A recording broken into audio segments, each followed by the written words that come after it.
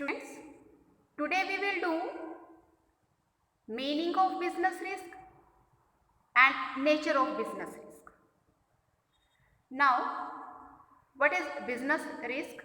It refers to the possibility of inadequate profits or even losses due to uncertainties or unexpected events. For example, demand for a particular product may decline due to change in taste preference of consumers or increase in competition, etc. ठीक है, तो risk हर तरह के business में present रहता है। Business में जितना ज़्यादा रिस्क होगा उतना ही ज़्यादा प्रॉफिट होगा। अब बिजनेसमैन रिस्क को उठाने के लिए तैयार होगा तभी तो वो प्रॉफिट अर्न करेगा। ठीक है, तो बिजनेस रिस्क क्या है? इनएडिक्वेट प्रॉफिट्स का ना होना। जब प्रॉफिट पर्याप्त मात्रा में नहीं होते और बिजनेस को किसी तरह की अनसर्टेनिटी या अनएक्सपेक्टेड इवेंट्स को फेस करना पड़ता है, जैसे प्रोडक्ट की डिमांड कम हो जाती है उस प्रोडक्ट का फैशन आउट होने की वजह से, यानी कि कंज्यूमर्स के टेस्ट चेंज हो जाते हैं, या फिर कंपटीशन बढ़ रहे हैं, मार्केट में नए नए प्रोडक्ट आ रहे हैं, तो प्रोडक्ट की डिमांड जो है वो कम होने से बिजनेस को लॉस उठाने पड़ सकते हैं। ठीक है, तो हम बिजनेस को सिर्फ ये कह सकते हैं कि बिजनेस सिर्फ फूलों की सेज नहीं है, यहाँ कांटे भी हैं, यानी कि सिर्फ प्रॉफिट ही नहीं लॉस की भी पॉसिबिलिटीज है। ठीक है, तो नेक्स्ट है हमारा nature of business risk. Business risk arise due to uncertainties. Business risk कब अराइज होता है? अनसर्टेनिटीज की वजह से। Lack of knowledge of what is going to happen in future create uncertainties in business. अब देखो, फ्यूचर जो है वो अनसर्टेन है। बिजनेस में फ्यूचर में क्या होने वाला है, इसकी नॉलेज ना होने की वजह से बिजनेस में अनसर्टेनिटीज यानी कि अनिश्चितताएं बनी रहती हैं। It may be due to natural climates. अब ये नेचुरल क्लाइमेट्स की वजह से भी हो सकता है, जैसे फ्लड का आ जाना, अर्थक्वेक का हो जाना, इनकी वजह से जो बिजनेस को हानि होती है, या फिर चेंज इन डिमांड में चेंज होना, प्राइसेस में चेंज होना, स्ट्राइक। ठीक है, तो ये जो है इनकी वजह से बिजनेस में अनसर्टेनिटीज बनी रहती है, क्योंकि इन सब के बारे में डिमांड कब कम हो जाएगी, कब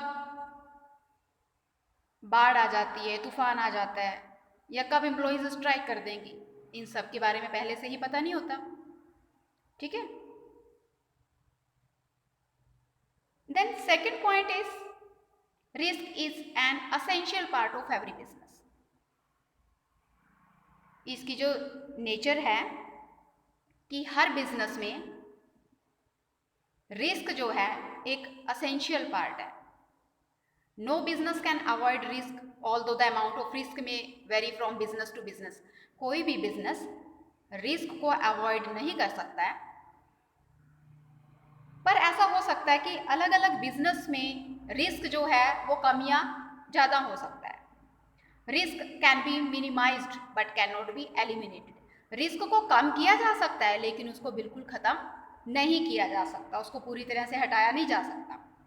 degree of risk depends mainly upon the nature and size of business.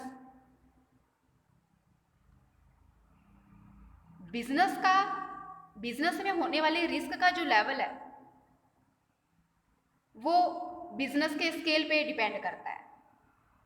किसी ऑर्गेनाइजेशन लार्ज स्केल पे है तो वहाँ ज़्यादा रिस्क होगा, बिजनेस अगर स्मॉल स्केल पे है तो वहाँ रिस्क जो है वो कम होगा। Number 4, profit is the reward for risk taking.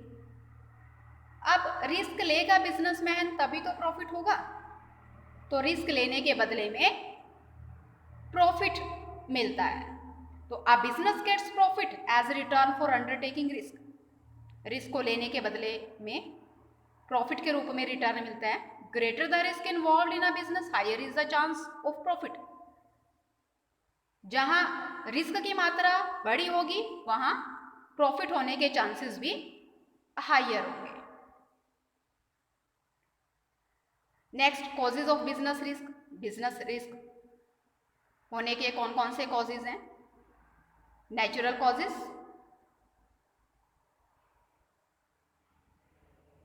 Human causes, economic causes, physical causes. Now first is natural causes. Human beings have little control over natural climates like flood, earthquake, famine, etc. They result in heavy losses of life, property and income of business. अब जो ये natural causes होते हैं यानी कि by nature, जैसे flood आना, earthquake का आना, इन सब पे ह्यूमन बींग्स के कंट्रोल नहीं होते हैं, यानी कि हमारा इन पे कंट्रोल नहीं आता। बाढ़, तूफान, बहुत ज़्यादा बारिश कब आ जाती है उस पर हमारा कोई कंट्रोल नहीं होता, हम उसको रोक नहीं सकते। तो दे रिजल्ट, इनकी रिजल्ट में क्या होता है? हैवी लॉसेस ऑफ लाइफ, जान माल का नुकसान होता है, प्रॉपर्टी का नुकसान हो जाता है, ठीक है, और बिजनेस की इनकम का भी लॉस होता है। Next, human causes. Human causes include such unexpected events like dishonesty, carelessness and negligence of employees. यानी कि एम्प्लॉयज़ अगर ईमानदार नहीं हैं, केयरलेसली वो काम करते हैं, आनाकानी करते हैं किसी काम को करने में, स्ट्राइक करते हैं, या फिर मैनेजमेंट इनएफिशिएंट है, अकुशल है, तो ये सारे रीज़न होते हैं, ये सारे ह्यूमन कॉजेज हैं बिजनेस में रिस्क होने के। Economic causes, they are related to a chance of loss due to change in market condition. Market conditions में चेंज होने की वजह से जो लॉस के चांस बढ़ जाते हैं वो इकोनॉमिक कॉजेज हैं, जैसे fluctuation in demand and prices, demand और प्राइस का फ्लक्चुएशन होना, चेंज होना, competition, change in technology, technology में चेंज होना, ये सारे इकोनॉमिक कॉजेज हैं बिजनेस रिस्क के। Physical causes, mechanical defects or failures may also lead to losses. For example, bursting of machine may cause death or destruction.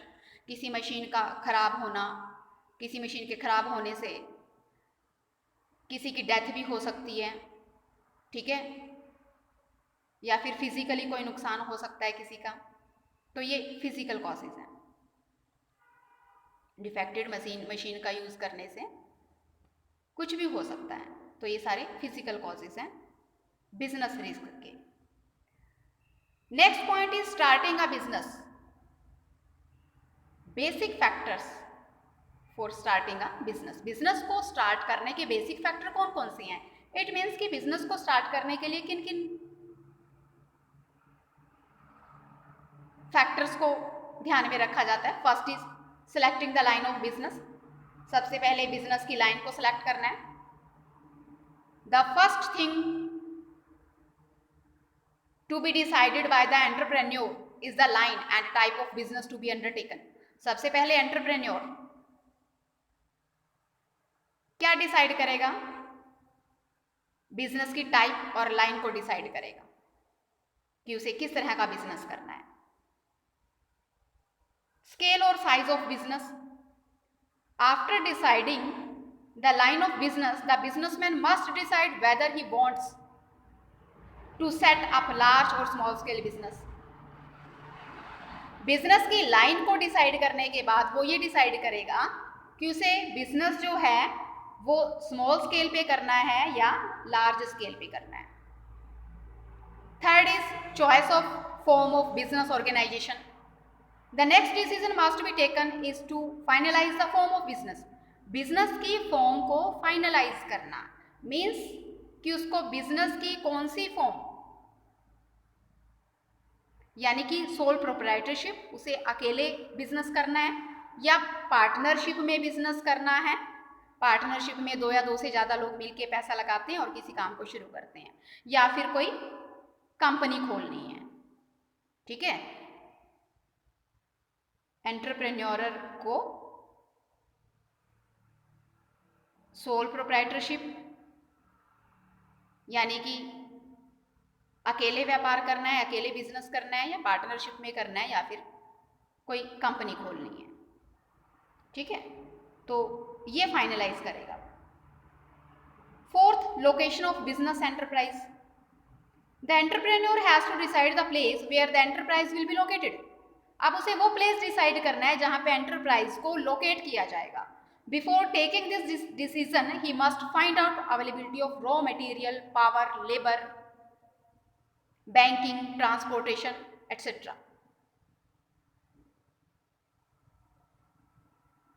तो अब उसे raw material कहाँ से अवेलेबल होगा, पावर उसे कहाँ से मिलेगी, लेबर कहाँ से मिलेगी, बैंकिंग, ट्रांसपोर्टेशन, इन सबको ये कहाँ से अवेलेबल होंगे ये पता लगाता है। ठीक है, तो business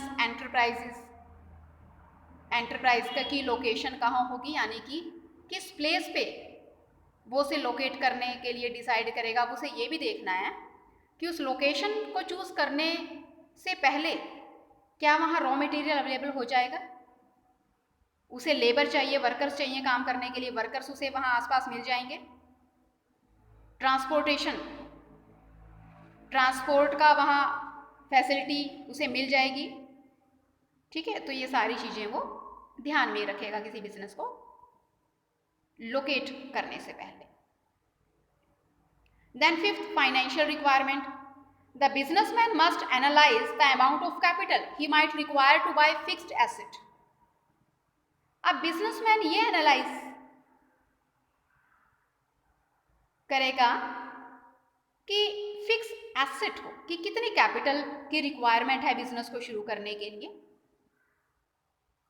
he might require to buy fix asset and for working capital, working capital के लिए, फिक्स एसेट को परचेज करने के लिए उसे कितनी कैपिटल की रिक्वायरमेंट रहेगी। Proper financial planning must be done to determine the amount of funds needed. Proper financial planning must be done, की जानी चाहिए फंड की रिक्वायरमेंट को डिटरमाइन करने के लिए कि कितने फंड की ज़रूरत है, कितने अमाउंट की ज़रूरत है, कितने कैश की ज़रूरत है। ठीक है, तो बिजनेसमैन ये एनालाइज करेगा और प्रॉपर फाइनेंशियल प्लानिंग को वो करके चलेगा कि कितने फंड्स की रिक्वायरमेंट रहेगी, वो इसको पहले से ही डिटरमाइन कर लेगा। Then sixth is setting up of an enterprise. After analysing the above mention points, अब ऊपर के सारे पॉइंट्स एनालाइज करने के बाद carefully the entrepreneur can start the business which. Carefully इन पॉइंट्स को मेंशन, जो ऊपर मेंशन है उन्हें केयरफुली एनालाइज करने के बाद entrepreneur can start the business, entrepreneur जो बिजनेस को स्टार्ट कर सकता है, which would mean mobilising various resources and completing legal formalities. ठीक है, तो लीगल फॉर्मेलिटीज को पूरे करने के बाद एंटरप्रेन्योर जो है बिजनेस को शुरू कर सकता है। अब सोल प्रोप्राइटर की फॉर्म अगर वो चूज करता है या पार्टनरशिप की करता है तो उसके लिए लीगल फॉर्मेलिटीज़ नहीं है, लेकिन अगर वो कंपनी को शुरू करता है तो उसके लिए बहुत सारी लीगल फॉर्मेलिटीज़ हैं, वो उसे पूरी करनी पड़ेंगी। ठीक है, तो सबसे पहले वो क्या करेगा, selecting the line of business, business किस टाइप का होगा वो डिसाइड करेगा। बिजनेस का साइज क्या रहेगा, स्मॉल स्केल बिजनेस रहेगा या फिर लार्ज स्केल पे बिजनेस करना है, उसे वो डिसाइड करेगा। Choice of form of business organisation, business organisation की फॉर्म को चूज करेगा वो कि उसे सोल प्रोप्राइटरशिप में बिजनेस करना है, यानी कि एकल व्यापार करना है, या फिर पार्टनरशिप में करना है, या फिर कोई कंपनी खोलनी है। Then location of business enterprises, कहाँ उसे बिजनेस एंटरप्राइज को लोकेट करना है वो डिसाइड करेगा। फाइनेंशियल रिक्वायरमेंट क्या रहेगी, यानी कि कितनी कैपिटल की ज़रूरत होगी, कितने फंड्स की ज़रूरत होगी, उसके लिए फाइनेंशियल प्लानिंग करेगा। Then after that setting up of the enterprise, legal formalities पूरी करने के बाद वो एंटरप्राइज को सेट कर सकता है, बिजनेस को शुरू कर सकता है। तो आज के लिए हम इतना ही करेंगे।